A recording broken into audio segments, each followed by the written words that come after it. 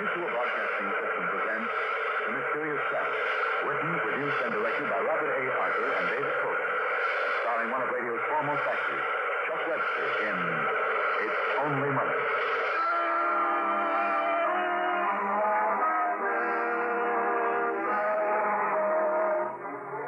This is The Mysterious Traveler, inviting you to join me on another journey into the realm of the strange and the terrifying. I hope you enjoy the trip. It will thrill you a little and chill you a little. So settle back, get a good grip on your nerves, and be comfortable, if you can, as we meet an enterprising gentleman who knew all the angles, and he played them for all they're worth. I call his story, It's Only Money.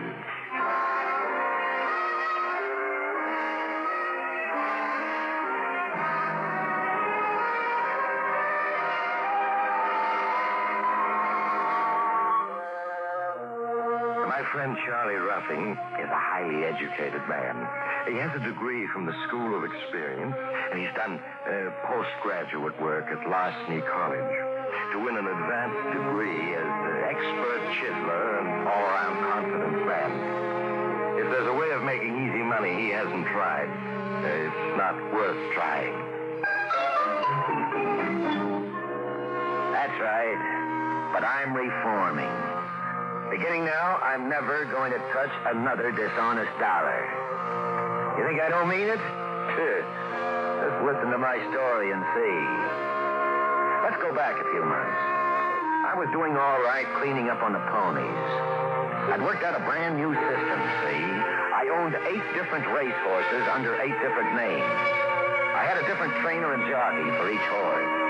I gave all my instructions by phone, and nobody knew I had any connection with any of the horses. Well, every once in a while, it worked out so that only my horses were running in a certain race. And then I decided which one I wanted to win, gave all my different trainers their instructions by phone to make sure the right horse won, then went out and placed my bet. Well, naturally, I could only work it for a while, but I planned to make one big cleanup and quit. My partner was Figures Freddy, a big numbskull who couldn't read or write, but could add up figures in his head like an adding machine. Well, we were sitting in my apartment listening to the racing results. Coming into the stretch now, I had a girl in the lead by a neck. Steps on second barrel line, second cousin coming up fast on the outside. Shut it off, Figures. We haven't any dough up on this place. Okay, Charlie, if you say so. Steps on takes the lead. What's our bankroll now, Figures? Let me think. $25,920.48. Is that all? Yeah. Well, I thought we had $50,000 in the kick. Well, expenses have been heavy. Gee, what it cost to feed 8 horses, not to mention entry fees. Why, hay alone sets you back. Spare me the details. Yeah, sure, Charlie. Figures, I'm getting uneasy. Somebody's going to tumble to our setup soon. That's what I've been telling you. We'll shoot the works, one big killing and quit. What's our next setup? Tomorrow, the 5th at Sandy Park. 5 horses running, all out. Yeah, I remember. We got Surprise in it, huh? Yeah. Saving him for the right spot. What odds do you think he'll bring? Ooh, 15-1, easy. And the bankroll goes on Surprise tomorrow. Yeah, but who takes such a big bet? Odds on Harry and his syndicate can handle it. We played him careful, won only a little. Now we can nick him good. Harry is a real tough cookie. If you welch on him or he catches you being crooked, he just as soon drop you off the top of a building as not. He won't catch us. We'll clean up good and clear out. Fast. So I telephoned my trainers for instructions, made sure Surprise would win, and me and Figures dropped up the odds on Harry's private bookie office the next afternoon. Well, Charlie, how's the boy? Drop in for business or just to cut up Dutchess? Little business, Harry. Thought I might make a bet or two. Just pass the time. Got your eye on anything special? Well, Figures here has been doing some handicapping for me. Thinks the 5th at Sandy Downs looks good. The 5th. Well, let's see who's in it. Summer Rose, second cousin, April Morn, Firecracker, and Surprise. Firecracker's the favorite. I can give you 2-1 on him. Oh, now, Harry, you know me. I always like a long shot. I was thinking of, Surprise. Surprise? Yeah. You're kidding. No, Harry, Surprise ain't a bad horse. He just had hard luck. He's due. So's my rent. All right. Here's my chance to win my dough back. I was going to set a $1,000 top on you, Charlie, but if you want to bet on Surprise, there's no limit. Now, Harry, you tempt me. Might go the whole work. Anything up to $50,000, Charlie, and no more the better. Well, I've only got 25 G's in cash. I might go for 50 if you'd take my check for the difference. Why not? 50,000 on Surprise in the fifth. But I can't give you any track odds. 10-1 is the best I can give you. Yeah, well, it's only money. I'll take it. Gee, that'll mean a $500,000 payoff. If he wins, figures. If he wins. Oh, sure. If. Surprise hasn't got a chance. Still, I better lay off part of that bet. Excuse me while I get on the phone and arrange it. Harry went off to make arrangements to place part of the bet, and Figures and I just looked at each other and sat tight. $500,000. This was it. This was the big jackpot I've been working toward all my life. The more I thought about it, the better I felt. And when the race started, I felt even better yet. Surprise started in front, and he stayed there, all according to my orders. They're rounding the final turn. It's still Surprise, April Morn, Summer Rose, Second Cousin, and Firecracker in that order. Surprise is 2 lengths in front and pulling away, which is a real surprise because he hasn't won a race all season. Now they're in the stretch from Surprise. Wait a minute. Surprise is in trouble. His right rein broke. The jockey can't control him. Surprise is pulling wide. He's angling across the track in front of April Morn. That may get him disqualified even if he does win. No, April Morn's gotten around him. April Morn is almost at the wire. She's over. Summer Rose second, Firecracker third, Second Cousin fourth, and Surprise, who had the race all wrapped up, has stopped. The jockey is getting off. Gosh, Charlie, he didn't win. Oh, he didn't, did he? I told you didn't have a chance. Well, as you always say, Charlie, that's only money. Yeah, that's right. Only money. You want to settle up now, or are you going to bet on the 6th? No. I've had enough for today, Harry. Well, here's the 25 grand I have on me. I'll give you a check for the other 25. You do that, Charlie. The check will be good, won't it? Good. Oh, sure. Hey, well, what's funny, Harry? You too, wise guy. You're funny. Well, what do you mean? You and your 8 different stables, Charlie. What an idea. You mean you know about it? Yeah, I just found out a couple of days ago. Oh, it was kind of clever in a way. But you see, Charlie, you went at it wrong. What do you mean, Harry? Charlie bought the horses, but I bought the jockey. I figure you two'd be aiming for that race, and I guessed it would be Surprise you set up to win. As soon as you made the bet, I got on the phone, and... do I need to blueprint the operation? But, Harry, that ain't honest. Isn't it? No. I'll take that check, Charlie. And if it bounces, so will you. From a 20th floor window. How do you like that? Odds on Harry had played me for a sucker. Me, Charlie Ruffing, honored graduate from the School of Experience. So what did I do about it? 2 hours later, Figures and me were on a plane heading out over the deep blue ocean. Gee, Charlie, there ain't nothing under us but water. I never knew there was so much water. Well, now you know. How far is it to the nearest land? How far, huh? About 1.5 miles. Oh, that near? Well, I guess I could swim that far. Which direction, Charlie? Straight down. Shut up, I'm thinking. Yeah, but Charlie... Oh, yeah, what is it? Why are we flying to Europe? Well, we've been moving so fast, I ain't be able to figure it out yet. I thought it was obvious. We gave odds on Harry a bad check for 25 grand, didn't we? Yeah, I guess we did. And what'll he do when it bounces? Well, he'll come looking for us. And he won't be feeling friendly. No. So with my last dough, we buy tickets for Paris, France. Always heard it's cheap to live there. And it's a long ways away from odds on Harry. Once we get there, Well, we'll just have to figure a new racket. So we reach Paris and get rooms in a flea bag of a hotel. And I think and think and think. And I haven't an idea. Well, I'm sitting in a little cafe with a glass of wine in front of me, wondering if jail or starvation is better, when Figures brings up a pal he's met someplace. Well, Figures never worries. He can't read, so the news and the papers don't bother him. And he hasn't brains enough to worry on his own account. Charlie, I want you to meet the Count. Count Alessandro. This is my pal, Charlie.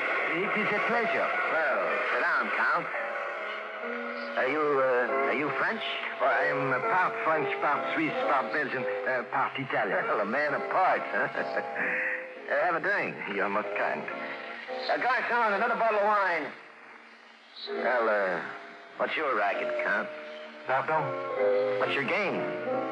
How do you make a living? Well, he's an inventor, Charlie. Oh, an inventor, huh? Any money in it? Hélas, no. Oh, here's your wine. So, have a drink. What do you invent, Count? You want to know what, Charlie?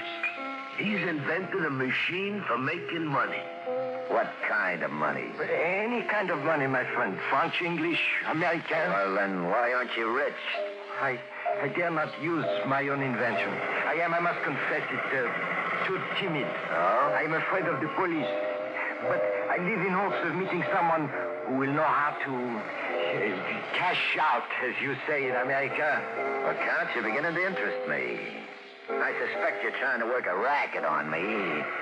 But just the same, I'll take a gander at this money-making machine of yours. I figured this little Count Alessandro, as he called himself, was a phony. But I didn't have anything better to do, so I let him lead me in Figures to a room about as big as a mousetrap. And there he showed me a couple of big tanks full of some kind of green liquid. And a gadget like a camera, only with 3 lenses instead of 1. There, monsieur. I call it the photographic duplicator. It will duplicate anything printed or engraved, even the money. Especially money.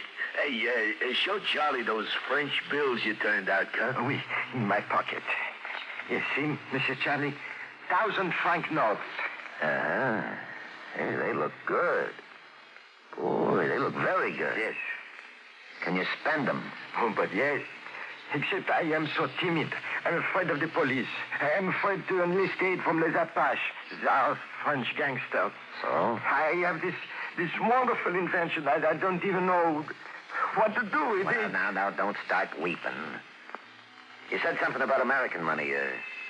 Let's see you make me some. Gladly, monsieur, gladly. But I need an American bill to start. I knew there was a catch in it, the old money switch. Come on, Figures, let's get out of here. No, now, wait a second, Charlie. The Count is on the level. All he needs is a $1 bill. You see, that's to get the right paper. Then he needs a 10 to photograph, and that's all. And you get the 10 back. I'll bet I do. Come on. We got business elsewhere. I do not blame you, monsieur. Do I look like a great inventor? No. I am, how you say it, a mess. I have no courage. I am part French, part Swiss, part Belgian. And part phony. Now, I'll put up the dough, Charlie. You just watch. Okay, Count. Now, here's a 1 and a 10. Do your stuff. So I watched. Figures gave Count Alessandro a $1 bill. The Count dipped it in the tank, sloshed it around a bit, and it came out snow white. Just blank paper. Now he's got genuine paper to work with. You see, Charlie?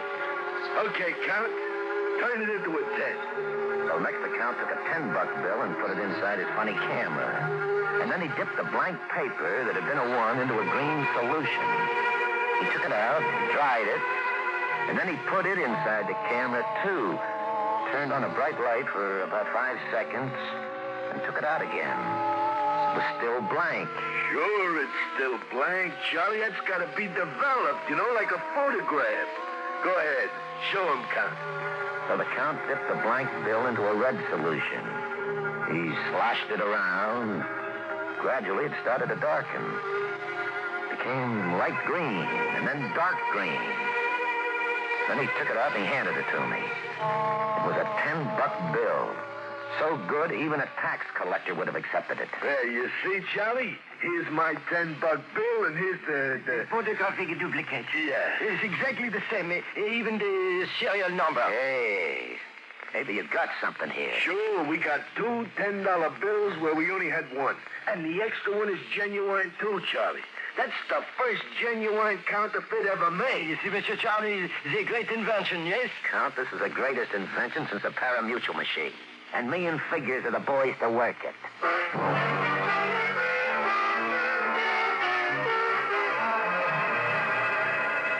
Charlie, I've been figuring. Yeah? Anything bigger than 100 is hard to pass. Anything smaller takes too long to add up the big dough. That's right. So we should concentrate on hundreds. Now, $1 million is a nice round figure. I'll say. So round, so firm, so fully packed. Yeah, well, it takes 10,000 hundreds to make $1 million. Now, to get the right paper for 10,000 bills, we've got to start with 10,000 singles. Mm-hmm. The count bleaches them white. Huh? He photographs hundreds on the paper, and we got $1 million in genuine counterfeit dough. Oh, keep talking. I love to hear big figures like that. Yeah, but where are we going to get the 10,000 singles? Well, why not start smaller? Say a couple of grand at a time. Oh, now, Charlie, I ain't so bright. I don't know how to read, but I do know some things. And one is the Count is a scared pigeon. He's the nervous kind, you see? Mm. And we got to pull one big deal, and we got to pull it fast. Yeah, you're right. Okay, we'll get busy tomorrow. When there's a deal to be pulled, I work fast. The next day, I took my last $200 to American Express and got singles for them. And then me and figures called on Count Alessandro again. My pal Charlie is ready to work with you, Count. How fast can you turn out the dough? But, monsieur, I am not positive I wish to continue this affair. During the night, I began thinking about if we are caught, prison is not a nice place. No, we won't be caught. All you have to do is bleach $1 bills and turn them into hundreds. Yes, but... I have 200 singles here. First, we'll turn them all into tens, like we did last night. That'll give us $2,000. We'll exchange that for singles, 2,000 of them, and we're off to the races. All right, come on, start the machinery, Count. Let's get going. We'll dedicate the Charlie Ruffing Private Mint.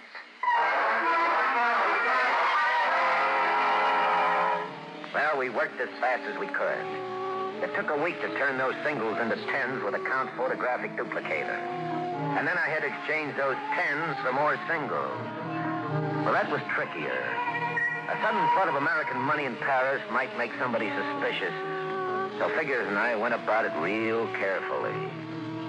We're just about finished before an eagle-eyed cashier at American Express thought he recognized me. I ducked out before he could be sure, but I knew the situation was serious. What do you mean we got to stay holed up here, Charlie? I do not like it. The police think they may suspect something. Nobody suspects anything yet, but we got to play it close to our vests. In other words, these 2,000 singles are all we dare get together. Yeah, but that'll only give us 200 grand. Never mind.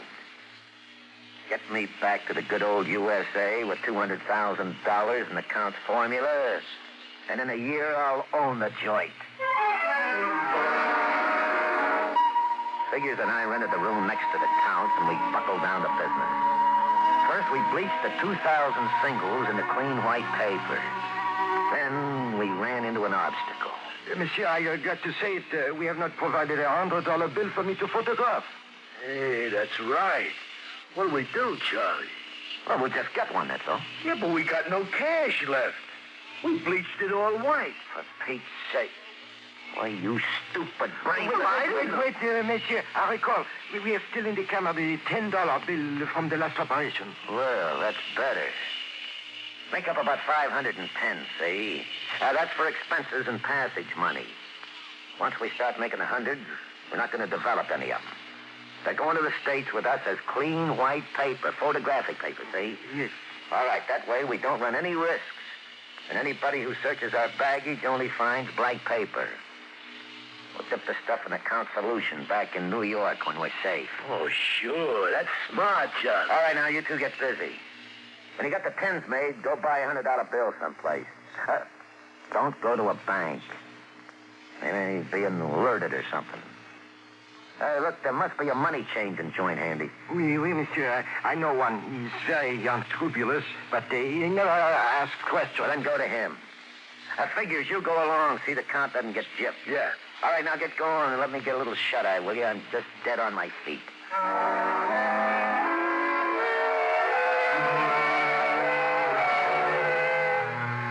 The next morning when I woke up, Charlie Ruffing's private mint was going full blast. While I was asleep, the count had made up 50 tens. He and Figures had bought a $100 bill, and it was in the camera with a blank paper being photographed at the rate of one a minute. Oh, $100 a minute. That was the kind of money I'd been aiming for all my life. Well, it took about a week to finish up the job, with me and Figures packing the white paper into a trunk. If a customs inspector looked at it, it was perfectly innocent. But when we got back to my apartment in New York, dipped it in the count solution, it would become $200 grand in money so good it couldn't be told from the original. Figures wanted to develop a few of the hundreds for spending money, but I wouldn't let him touch one of them. I wasn't risking any last-minute slip-up, a raid by the cops or something. Well, we wrapped up the deal, left the count 10 of the blank hundreds for his cut, and we took off by plane with all that wonderful paper and several jugs of developer. The next afternoon, we were safely back in my New York apartment, getting down to business. Okay, Figures. Pour the jug of developer in the basin. Right, Charlie? Now, I'll open up this package of paper, and we will develop a little cash. That sounds good to me, Charlie. Well, that must be the boy from the delicatessen with the grub I ordered. I'll get it. Just bring it in, we... Oh. Hello, Charlie. Surprise. Harry, you... And a couple of my boys. Come on in, boys. We want to keep this private. No, wait, Harry. I just got back from Europe. I swung a big deal. I got all the dough I owe you, and more, too. For your sake, I hope that's true. Also, I got a deal on, and I want to cut you in on it. But I'd like to talk about it in private. Can't the boys wait outside while we talk? All right, Charlie. For a couple of minutes. Wait here, boy, but come fast if I call. Now, just what is this deal you mentioned, Charlie? I'll give you 2 minutes to outline it. I can outline it in 1 minute. How would you like a half interest in the United States Mint? Harry got interested fast. I told him I'd fly back to Europe and bring Count Alessandro and his apparatus here. Harry and his syndicate would arrange for the distribution. Yeah, we could easily push $10 million a year of our special genuine counterfeit. Yeah, that appealed to him. That sounds good, Charlie.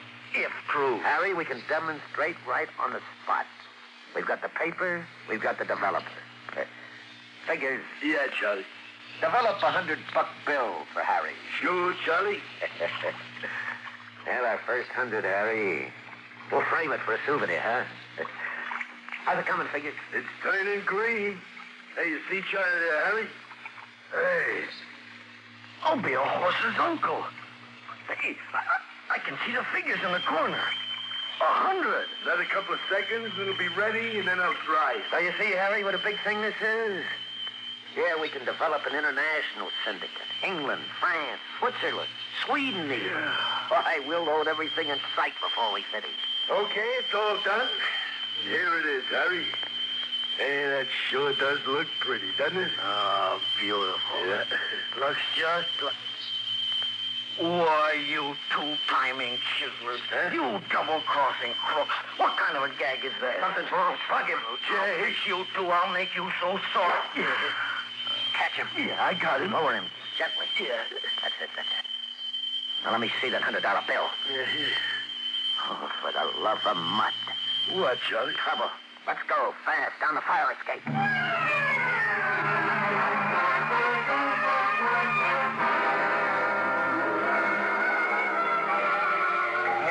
Gee, it's sure nice here in Mexico City, huh? Yeah, but Charlie, why are we here? What's wrong? You ain't said a word to me since we busted down that fire escape. Yeah, I was afraid I'd brain you. Look, Figures, look at this $100 bill.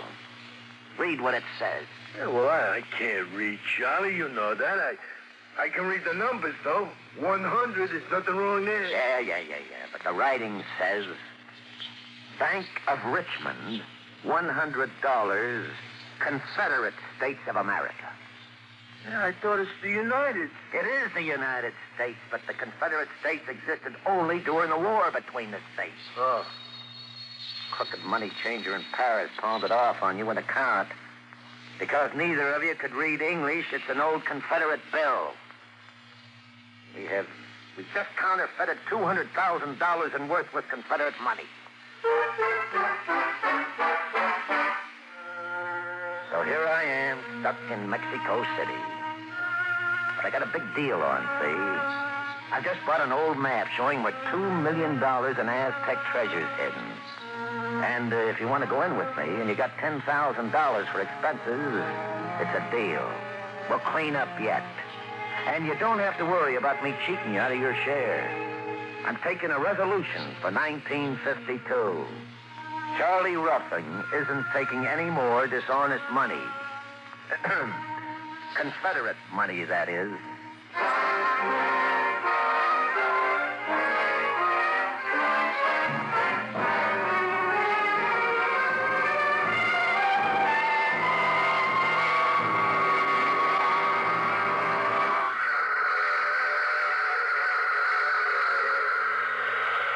This is the mysterious traveler again. Too bad about poor Charlie's business ventures, isn't it? He has such brilliant ideas, and they always seem to go wrong. But some men are like that. I know a scientist who spent his life perfecting machines that turn gold into lead. And I have a friend, a ghost, who's mortally afraid of people. If you're one of these people for whom things never go right, I suggest you try turning yourself inside out. I can send you a man who...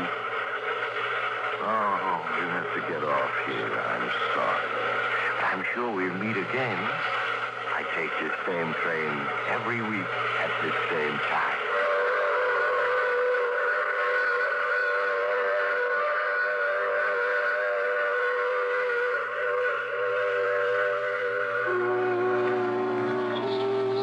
You have just heard The Mysterious Traveler.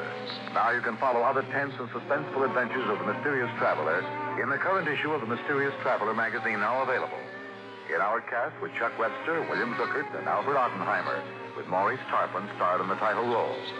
Original music under the direction of Emerson Buckley, composed by Richard DuPage. Bill Tonkin speaking. This program came to you from New York.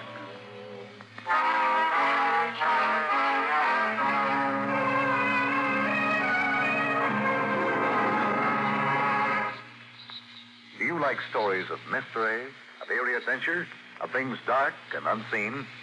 Stay tuned to Mutual every weekday evening and join the I Love a Mystery listeners. You're sure to love I Love a Mystery. This is the Mutual Broadcasting System.